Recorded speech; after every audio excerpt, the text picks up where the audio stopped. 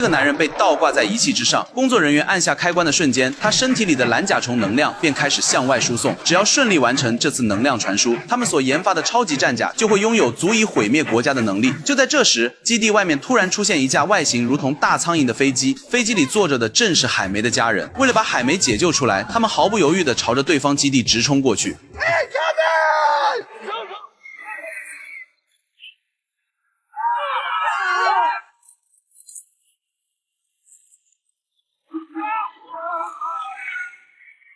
士兵对着他们疯狂扫射，然而子弹却丝毫不起作用。只见大苍蝇飞机伸出触角，顺着墙壁开始向上攀爬。等爬到上面后，敌方士兵有的被直接踩死，有的被撞飞，最后还释放出一个臭屁，瞬间就把所有士兵熏得晕倒一片。随后，他们顺利来到了基地的入口处。珍妮与海梅的妹妹一路抢先，成功闯入了基地内部。在寻找海梅的踪迹时，不经意间发现了这里的电力房。两人对视一眼，当下便决定要把这电力房炸毁，让整个基地陷入瘫痪。他们迅速开始在电力房里安装炸弹，这边的海梅被折磨的只剩下了最后一口气。就在这时，已经离世的爸爸突然给他托梦，叮嘱他无论如何都要好好的活下去。他竟然被蓝甲虫选中了，就是他的天命，让海梅保护好家人。随后蓝甲虫也出现在了他的梦境之中，海梅最终也接受了当宿主这一事实，疾步朝着蓝甲虫飞奔而去。就在他们的指尖相互触碰的那一刻，珍妮也引爆了预先安置好的炸弹，伴随着电力瞬间陷入瘫痪，束缚海梅的仪器也随之关闭。然而蓝甲虫的能量终究还是完成了传输。眼看机械人此刻充满了无穷无尽的力量，开始变换出全新的形态。而海梅由于刚刚输出的能量过多，蓝甲虫还处于恢复状态，他只能先往外逃。就在这时，恰好碰到奶奶赶来营救他。在奶奶手持加特林猛烈火力的掩护下，俩人顺利回到了那架大苍蝇飞机上。但一上飞机，妈妈发现珍妮和妹妹还没回来，海梅只能再次出发去营救他们。然而正当他准备折返时，却被妈妈喊住了。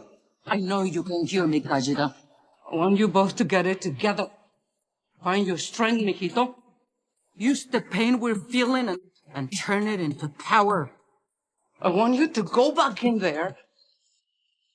Pártele su pinche madre! 这边妹妹已经被一群士兵团团围住，她迅速借用科技武器，一击便打倒了一个士兵。但面对众多士兵的密集扫射，即便她变出护盾进行防御，还是不幸被击中了胳膊。幸运的是，这时海梅及时赶到了现场。此时的她已经恢复了能量，她瞬间化身成蓝甲战士，向士兵们发起了猛烈的攻击。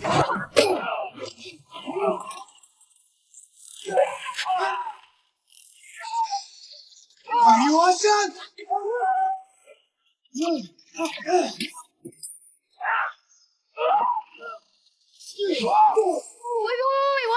Engage the target!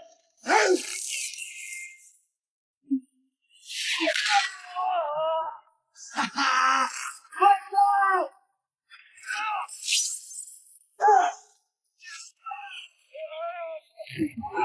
战斗结束后，海梅便焦急地询问起妹妹珍妮的下落。话音未落，只见一枚导弹呼啸而至，将海梅猛然击飞了出去。然而海梅却毫发无损，她瞬间化作一只蜻蜓飞了上来。原来是机械人赶到，她再次发起猛烈的攻势，一把抱住蓝甲虫，猛地向天空冲去，直接将一座山撞出一个大洞。两人在空中展开了一场激烈的扭打。蓝甲虫灵活躲避，同时发射能量炮进行反击，但这些攻击对机械人来说却如同挠痒，反而被对方一炮击飞。蓝甲虫被嵌进墙内，机械人乘胜追击。好在蓝甲虫反应迅速，及时躲避，但还是被机械人按住脑袋，在墙上狠狠地摩擦了一番。随后两人又继续扭打在一起，机械人疯狂地挥拳，蓝甲虫又一次积蓄能量发起攻击，然而并没有起到什么效果，反而被对方一把将翅膀扯了下来，随后被对方压制着往地面上摔去。不过海梅并没有受伤，但很明显升级后的机械人的实力变强了。机械人释放出红色的电鞭缠住海梅的手腕，蓝甲虫一时无法反抗，直接被拉了过去，被一记右勾拳击飞。紧接着机械人飞身跃起，一斧子劈了下去。好在蓝甲虫及时抵挡武器，碰撞之处火星直冒，海梅蓄满全部力量把对方轰飞。可机械人十分顽强，海梅心里想着，要是能有件致命武器就好了。没想到蓝甲虫还真就变了出来。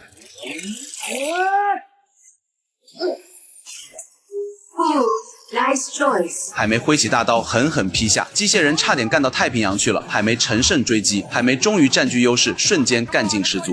Let's not get ahead of ourselves, Jaime. Guys, don't worry, we got this.